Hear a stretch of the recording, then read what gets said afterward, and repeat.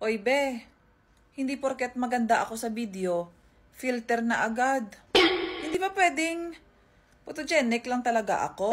Tapos, ikaw inggitera? Ganun to ito. Ginagawa ko naman lahat ng gusto mo. Nabibigay ko naman lahat ng pangangailangan mo. Mas mahal pa nga kita kaysa sa sarili ko eh. Ano pa bang kulang sa akin? Sige, sabihin mo. Pwede. Ah, talaga ba?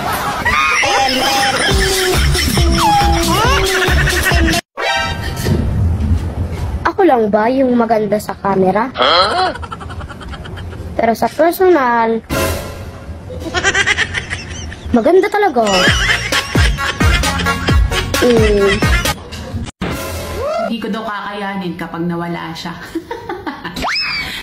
Eh, mas takot pa nga ako mawala yung cellphone ko kaysa sa'yo eh. Ha?